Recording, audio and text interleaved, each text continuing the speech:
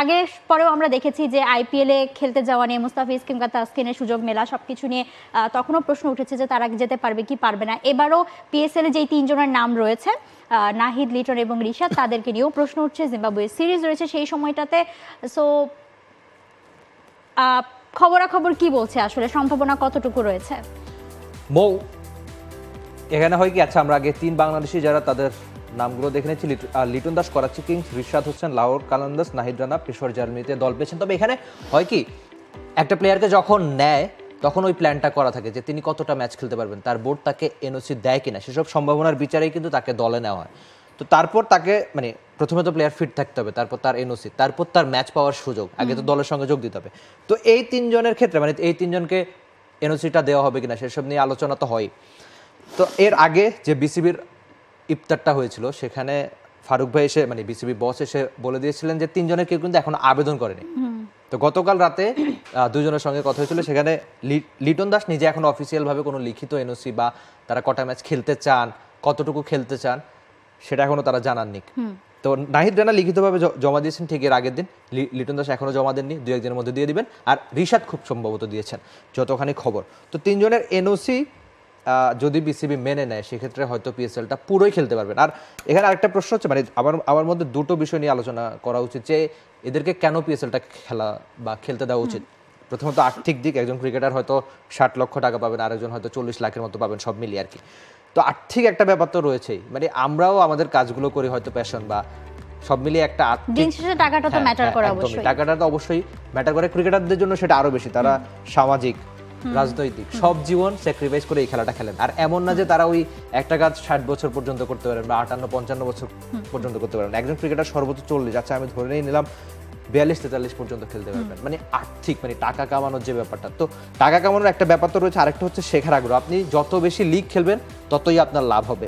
একটা সময় সাকিব ওই আইপিএলটা খেলতে যেত বলেই হয়তো বাংলাদেশের হয়ে এত বেশি ভালো খেলতো, সেটা একটা ধারণা হয়তো আছে। বারবার তিনি, আপনি ড্রেসিং রুমে খুব স্বাভাবিক এমন সব ক্রিকেটারকে পাবেন যাদের থেকে আপনি অনেক বেশি শিখতে পাবেন, এটা আদতে সবচেয়ে বেশি বড় পাওয়া হবে। নাহিদ রানার কথা আপনি চিন্তা করেন যে প্রথমবার কোনো এমন একটা লিগে দল পাওয়া, তার তো মানে ওয়ার্ল্ড ক্রিকেটে তার ফ্যান এখন পর্যন্ত পাওয়া গেছে। আমরা ওই ওয়েস্ট ইন্ডিজের একজন কমেন্টেটর বা আমরা যদি ইয়ান বিশপের কথা বলি যে নাহিদ রানার খেলা সবসময় ফলো করে, তাকে নিয়ে টুইট করে নিয়মিত, বা আপনি ইরফান পাঠানের কথা বলতে পারেন, অসংখ্য কিংবদন্তি ক্রিকেটার, এক্স কমেন্টেটর তার খেলা এখন নিয়মিত দেখছে।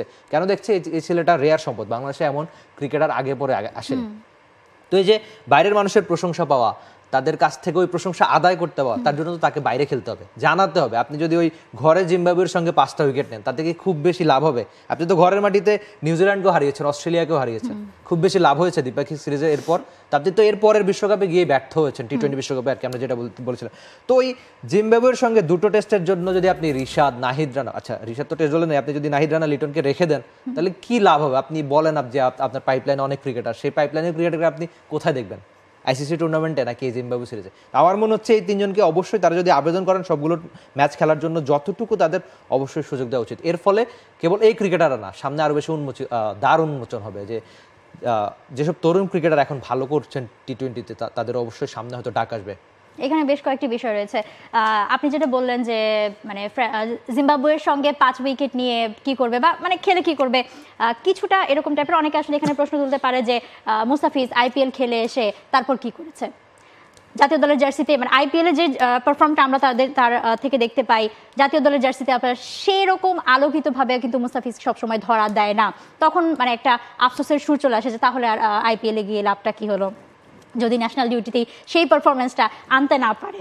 তবে আবার আপনি আর্থিক ব্যাপারের কথা বলছিলেন, আমরা আগের শোতেও কথা বলছিলাম যখন আসলে বিসিবির কেন্দ্রীয় চুক্তির বিষয়টা চলে এসেছিল, যে তখনও সোশ্যাল মিডিয়াতে অনেক আছে আচ্ছা বাংলা মানে কি এমন পারফরমেন্স বা চ্যাম্পিয়ন্স ট্রফিতেও খারাপ করা, যেহেতু একটা রেস রয়েছে যে 10 লাখ টাকা 8 লাখ টাকা, বাট ফ্যাক্টটা তো আসলে এই 10 লাখ টাকা মানে মাসে 10 লাখ টাকা মানে তার এটা মানে তাদের তো আসলে স্বাভাবিক চাকরি না, এমন না যে 60 বছর পর্যন্ত তারা আসলে, এবং পরবর্তী পেনশনের ব্যবস্থা রয়েছে, সরকারি হোক বা বেসরকারি চাকরি হোক, নর্মালি যেটা হয় যে মাসে মাসে বেতন আমরা যেভাবে পাই বা একটা ইনক্রিমেন্ট একটা ব্যাপার থাকে, কিন্তু তাদের তো আসলে এমন হয় যে সামনের বছর আবার সেই বেতন কমেও যেতে পারে, অনেক কিছু ফ্যাক্ট থাকে এবং তাদের জীবন মান এখানে আমার কয়েকটা যুক্তি আছে। আমরা ভাবি না যে, অনেকেই ভাবে আসলে সামাজিক যোগাযোগ মাধ্যমে আমি কমেন্ট দেখি বা আলোচনা দেখি যে ক্রিকেটাররা তো আমাদের টাকায় খেলে কেন ক্রিকেট, এটা একদমই ভুল ধারণা।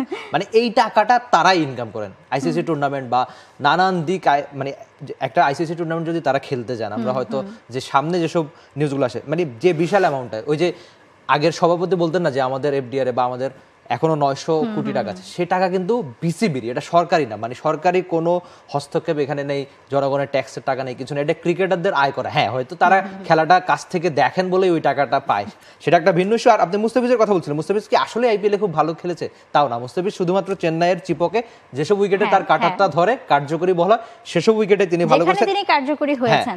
এমনিতে অন্য সব উইকেটে তিনি আদতে খুব ভালো। অনেকে প্রশ্ন তোলেন যে আসলে আচ্ছা অনেক বছর ধরে মুস্তাফিজ খেলছেন, মানে আমরা বলি যে মানে আইপিএল এর মতো জায়গায় খেলতে যেতে দেওয়া উচিত। কেন দেওয়া উচিত? কারণ হচ্ছে এক্সপেরিয়েন্স পাবে, প্লেয়ার বলেন, বাইরের বিভিন্ন কন্ডিশনে খেলার একটা সুযোগ, একটা সবকিছু মিলে একটা মানে শিক্ষণীয় ব্যাপার থাকে সেখানে।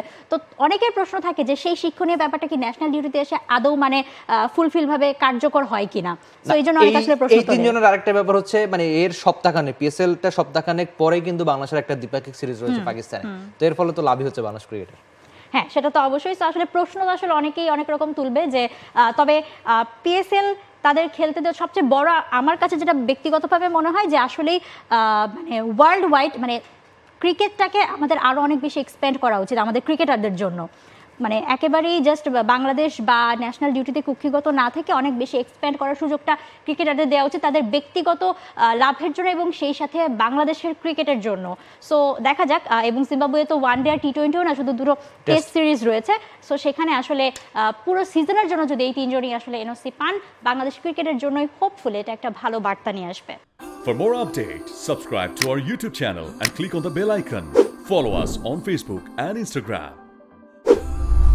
Download T-Sports app to enjoy exciting games and highlights. Visit tsports.com.